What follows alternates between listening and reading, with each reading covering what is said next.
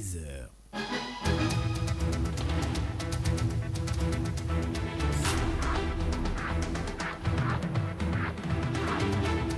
Le journal.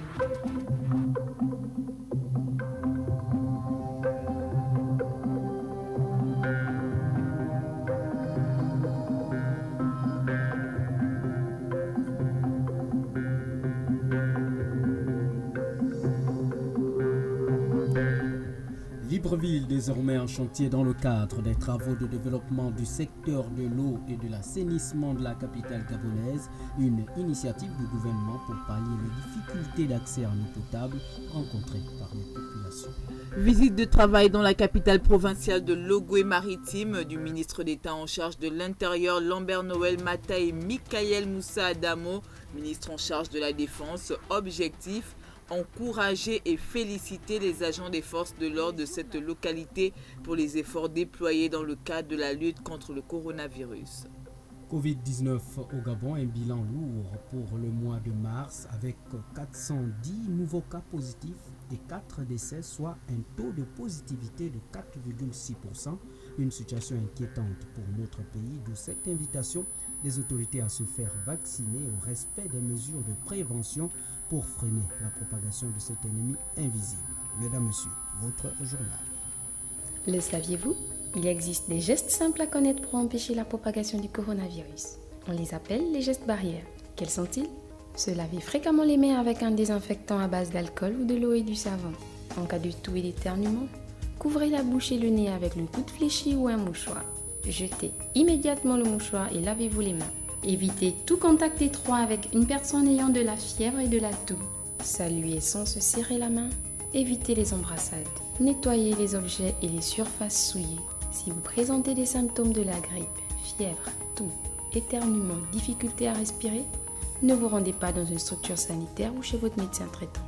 Appelez le 1410.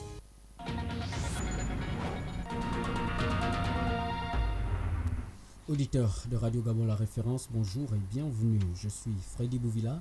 À mes côtés, Ida Onemi. Bonjour Ida.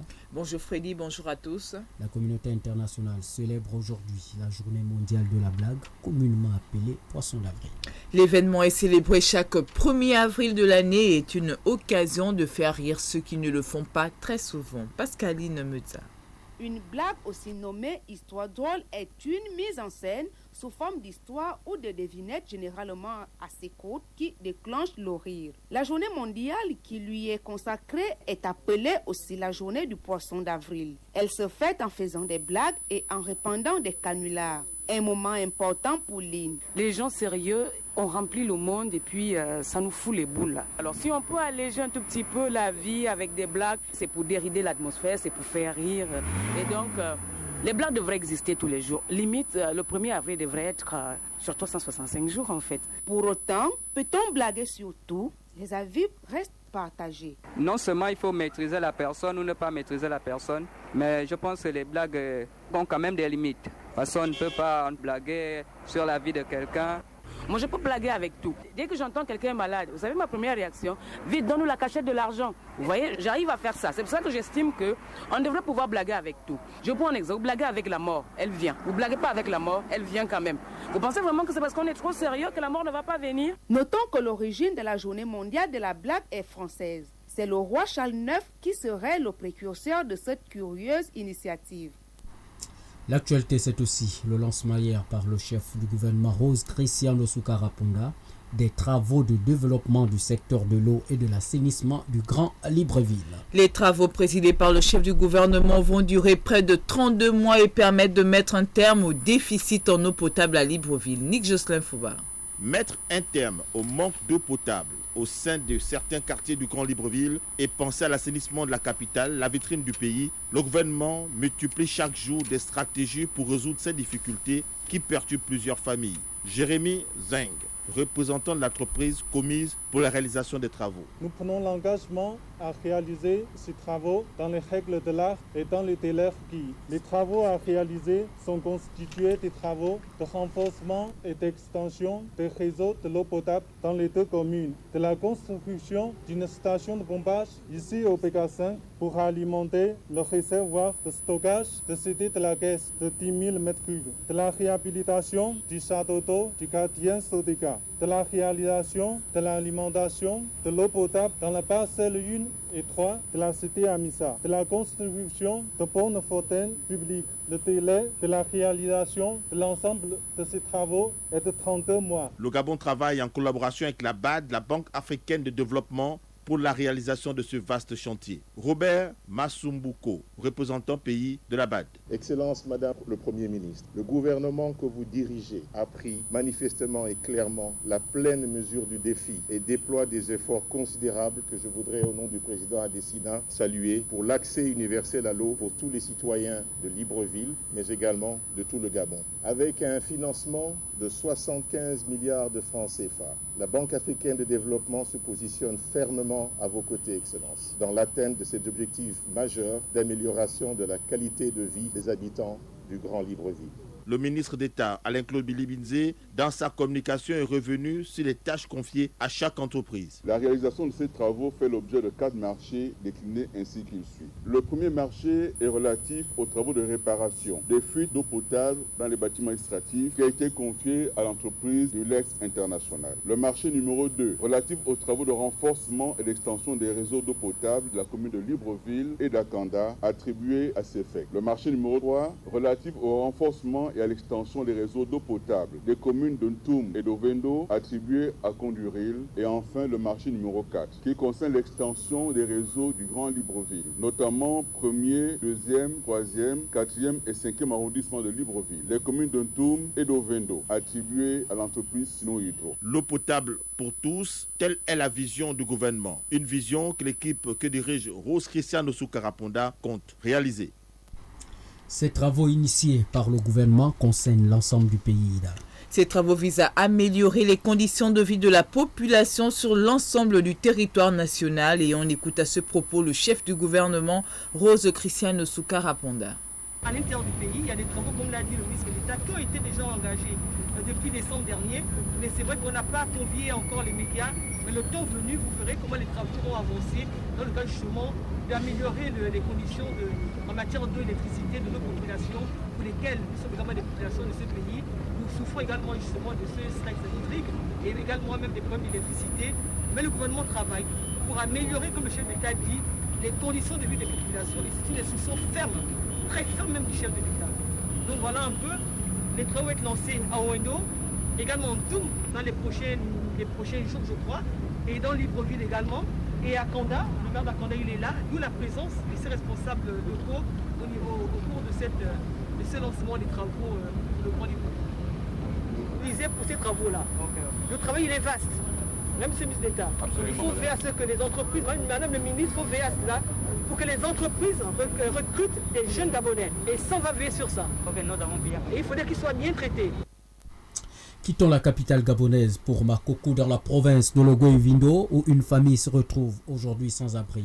Cela serait le fait d'un incendie d'une rare violence qui aurait causé d'énormes dégâts matériels mais pas de perte en vie humaine comme nous le rapporte Cécilia Akoumamendom.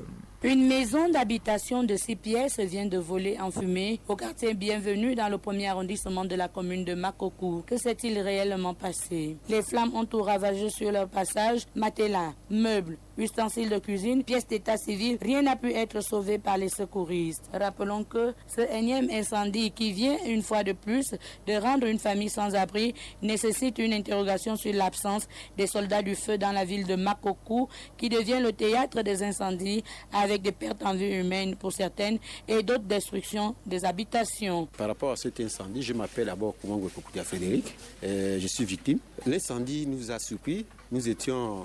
Puisque je reviens du B2, retour du B2, il fallait que j'explique comment les démarches sont passées au niveau du B2. Nous étions tous à la cuisine avec les mamans et les sœurs. Et c'était les voisins. Nous, on était surpris de voir les voisins crier à côté. Oh, le feu, le feu, le feu, le feu. Le moment où nous sortons, aller vers la maison, on trouve que le feu était intense. Les matelas étaient déjà consumés. Et vraiment, on ne pouvait pas intervenir pour sauver même les choses qui étaient à l'intérieur. Donc vraiment, le mobile, jusqu'alors, on ne connaît pas. On ne connaît pas. Là où le feu a commencé, on n'a rien récupéré. Là où le feu a commencé, on n'a rien récupéré. On a perdu tout ce qu'on avait. Les matelas, les pièces d'identité, tout ça là. Tout ce qui était là-bas, tout a été consumé. Rien n'a été récupéré. Comme vous-même, vous constatez même. Vivement que cette inquiétude des populations ogivines sur l'implantation d'une unité de sapeurs-pompiers sera prise en compte par les décideurs de Makoko. Cécilia Koumamendom pour Radio Gabon, la référence. Pour la suite de cette édition d'information, nous revenons sur l'interview qu'a accordé le chef de l'État au magazine Jeune Afrique pour parler des critères qui permettent à Ali Bongo Ondimba de choisir ses collaborateurs. Le numéro 1 gabonais évoque la compétence et une nouvelle vision de l'organisation du pays qui l'aurait conduit à se séparer de certains de ses anciens collaborateurs pour s'entourer de nouveaux. Pierre-Désiré Mvelenam nous en dit un peu plus. L'entourage immédiat du chef de l'État a bien changé depuis 2009 et le constat n'a pas échappé à notre confrère Jeune Afrique. L'absence de certains anciens collaborateurs et la présence de nouveaux aux côtés d'Ali Bongo Ondimba a bien alimenté les conversations à l'intérieur tout comme à l'extérieur du pays. Pour couper court à toutes les rumeurs, le président de la République a confié qu'il ne s'agit pas d'une question de personne, mais d'efficacité collective. Il a expliqué qu'après son retour au pays en 2019, suite à un AVC en 2018 à Riyad, il a souhaité amorcer une nouvelle étape de son septennat en s'entourant des personnes compétentes qui pensent et agissent différemment. Parmi ces personnes figure son fils, Noureddine Bongo Valentin, nommé à la fonction de coordinateur général des affaires présidentielles. Un poste certes technique, mais qui requiert du titulaire beaucoup de qualités. Des qualités que renie évidemment Noureddine Bongo Valentin, puisque selon le président de la République, il est extrêmement compétent, il veille à la bonne exécution de ces directives et à leur suivi. Le coordinateur des affaires présidentielles a également une vision très affirmée du Gabon à long terme, un regard très actuel et une sensibilité particulière sur des sujets tels que la formation professionnelle, la lutte contre les inégalités et bien d'autres. Et par-dessus tout, le chef de l'État apprécie particulièrement sa franchise, une qualité très rare dans le milieu du pouvoir. Toute autre pensée sur sa nomination n'est que pure spéculation, a indiqué Ali Bongo Ondimba.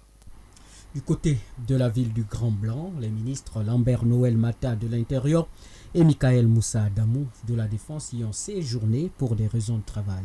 La visite avait pour finalité d'encourager et de féliciter les éléments des forces de défense et de sécurité pour le travail abattu depuis le début de la Covid-19. Le point avec Estaki Ibwangangimbi.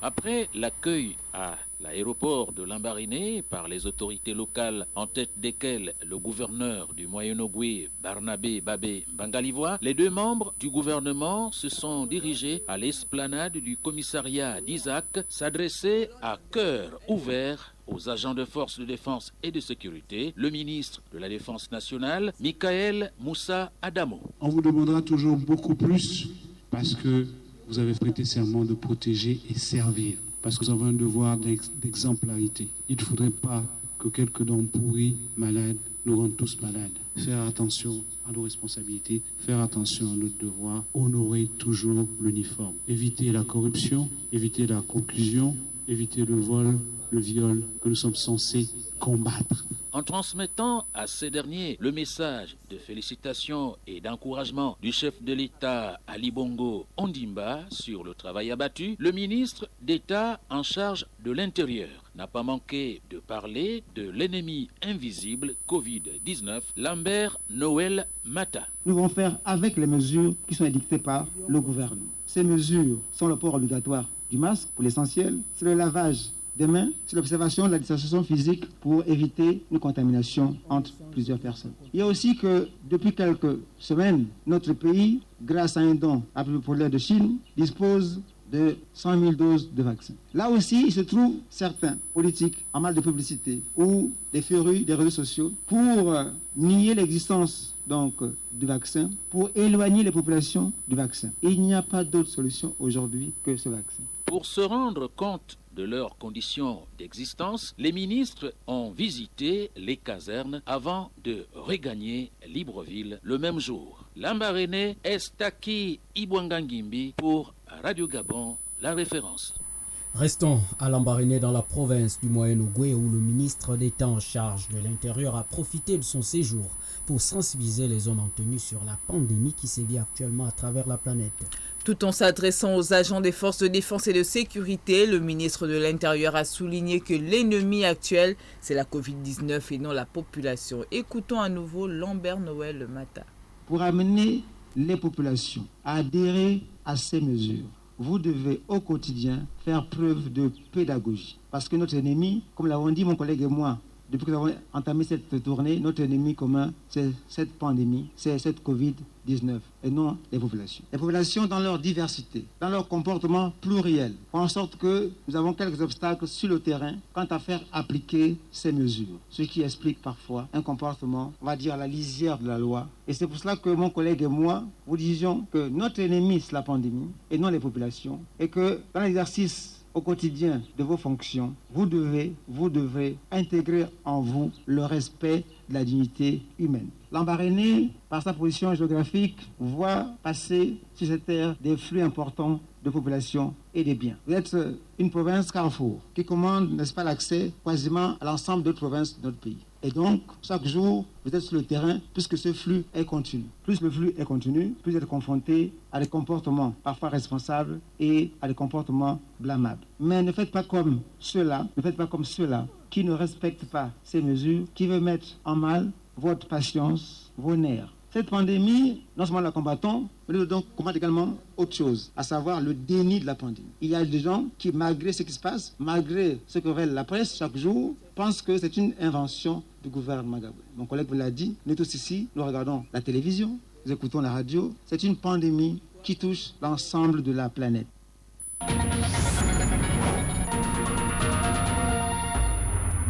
De l'éducation dans cette édition d'information avec les soutenances qui se poursuivent à l'Université des sciences de la santé IDA.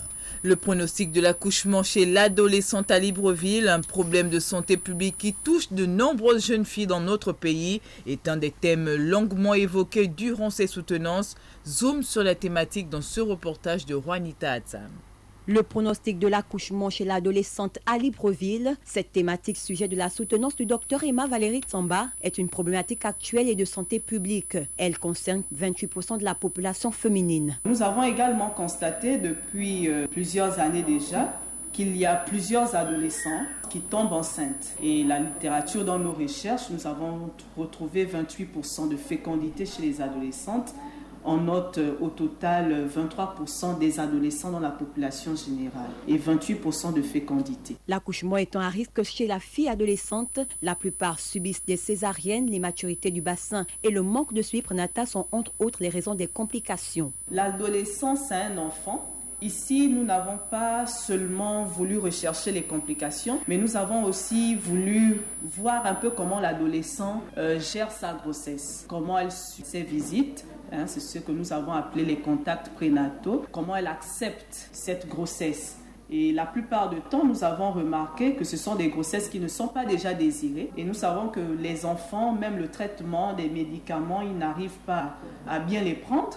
Est-ce qu'il a respecté son traitement? Parce que quand on est enceinte, on a des médicaments qu'on doit prendre régulièrement. Au cours de ces recherches au centre universitaire de Libreville et d'Ovendo, plus de 300 accouchements ont été enregistrés en seulement 8 mois, explique le médecin. Nous avons pu ressortir 302 accouchements chez les adolescentes sur 8858 accouchements. Nous avons étudié sur 8 mois, janvier à août. Le travail du nouveau médecin généraliste Emma Valérie Tsamba devrait servir à lutter contre les grossesses précoces et à leur prise en charge.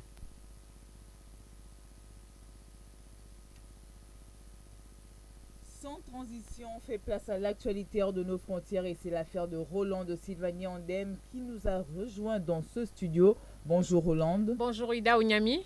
Allons tout d'abord au Cameroun où une organisation de défense des droits de l'homme exige la libération de cette journaliste. C'est cela, il y a un an, plus de 80 organisations de défense des droits de l'homme et de la presse avaient lancé un appel à l'attention de plusieurs présidents africains leur demandant de libérer les journalistes détenus dans des prisons souvent surpeuplées et dont les prisonniers sont souvent vulnérables à la Covid-19 au Cameroun. Le comité de protection des journalistes CPJ relance le président Paul Biya.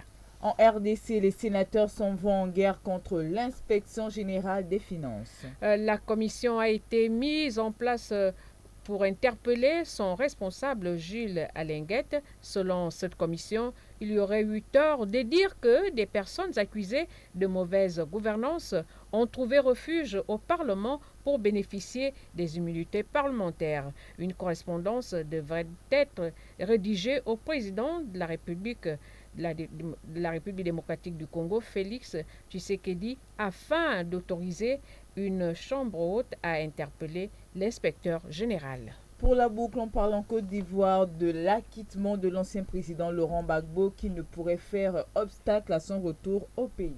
IDA, la chambre d'appel de la CPJ, a confirmé hier la décision d'acquittement de crimes contre l'humanité, des crimes de guerre et bien d'autres en faveur de Laurent Gbagbo et de Charles Blé Goudé.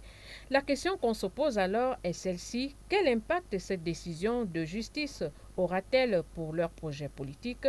Comment, en Côte d'Ivoire, le retour de l'ex-président ivoirien va-t-il s'organiser? Voilà qui vient mettre un terme à cette édition d'information, mais avant, le rappel des titres. Libreville désormais en chantier dans le cadre des travaux de développement du secteur de l'eau et de l'assainissement de la capitale gabonaise, une initiative du gouvernement pour pallier les difficultés d'accès en eau potable rencontrées par la population. Visite de travail dans la capitale provinciale du Moyen-Ogooué du ministre d'État en charge de l'Intérieur Lambert Noël Mata et Michael Moussa Adamou, ministre en charge de la Défense. Objectif: encourager et féliciter les agents des forces de l'ordre de cette localité pour les efforts déployés dans le cadre de la lutte contre le coronavirus. Covid-19 au Gabon, un bilan lourd pour le mois de mars avec 410 nouveaux cas positifs et 4 décès, soit un taux de positivité de 4,6%. Une situation inquiétante pour notre pays, d'où cette invitation des autorités à se faire vacciner et au respect des mesures de prévention pour freiner la propagation de cet ennemi invisible.